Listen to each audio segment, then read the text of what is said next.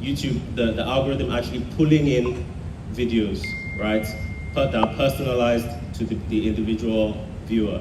And over time, each viewer will have a ranking of the videos and the channels that they watch the most, and then the algorithm will get a better sense for what are the types of videos that they enjoy, and the video and on the same hand, the videos that maybe that they don't enjoy as much as well. So there's three main factors, right, that generally contribute to how the YouTube recommendation system works. And we're going to look at each of them. But if you remember before, we spoke about things that are not within our control, but we also spoke about what are things that we can influence, what are things that we can directly influence as a creator. I'm more so concerned about what you can directly influence to improve the performance of your videos. So out of these three different factors, so personalization, so what is a user's watch history, what are the videos that they've watched, what are their interests. Performance, so there'll be certain video performance indicators that the YouTube algorithm will look at. So, okay, have people clicked on the video? How appealing did they find it? How engaging did they find the video? Were they satisfied with the video? And then you have external factors. So seasonality, competition on the platform, topic interest, and so on and so forth.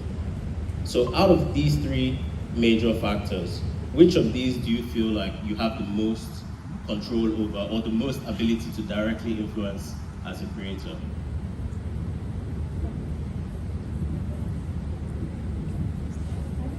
The first one? Someone said the first one. Watch history. Which one? Okay, do we have any roaming marks? Then maybe can someone say what their answer is and why they think that's the bucket that they can influence the most? So I think someone over there said the first one. Okay, we have someone here. All right, thank you, Mibaka. I think the factor we can control mostly, from what I've seen recently, is performance. Yeah. So there's a channel I currently manage, and from what I saw, we have over 1,000 comments. The likes are crazy. Views are like in thousands per hour. So what I see is people are making comments. As the channel manager, you're liking, you're engaging in comments. People are saying in the comments that they love it, so they are satisfied. And then what happens is, very funny story, multiple channels are now taking on the same video and they're having crazy views. So it just goes to say that it's well appealing, the video is engaging, and people are satisfied to watch. Thank you for that. Does anyone else have a different opinion? Can I start? Hi. So I think that you can control the external factors. You can control the topic based on what people are talking about, what is trending. Also, you can look at your competition and what they're doing, and also the seasonality. So right now it is Christmas and we have Vlogmas and we have holiday music and all of that. So you can decide to tap into that. So that would be my answer. Interesting. Thank you. Let's go maybe one more.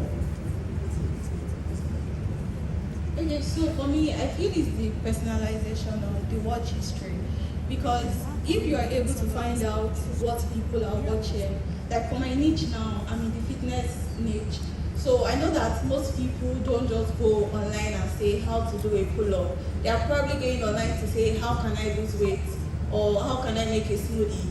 So because I know that this is what people are watching, so I go to Google, I try to search for something myself, and then I see recommendations. So I know that, okay, this is what people are searching for, and this is what is probably in their watch history. So I'm using those topics to make my video. So to an extent, I feel like I can personalize my video to suit a viewer, so that YouTube will find my video for that viewer. So I think it's the first one. All right, thank you. I think those were all really good answers. Can we give a round of applause for all of them?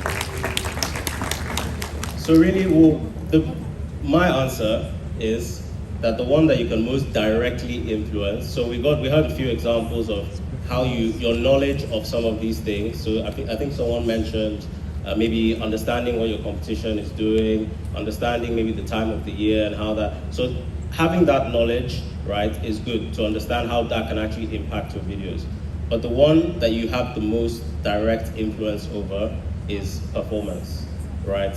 And we'll talk about how that is the case, but what is important for you as you upload videos and like you look into your analytics and you try to understand how to improve your performance is there are certain video performance indicators: click-through rates, average view duration, watch time, you mentioned likes, comments, subscriptions. These are the things that as a creator, that's feedback for you, right, on your video performance that you can, and if you understand how you can tailor your video approach and your strategy on your videos to try and influence those metrics so that you can in turn improve the performance on your videos. So we'll talk about all of them, but the performance one is the one that I really want to focus on.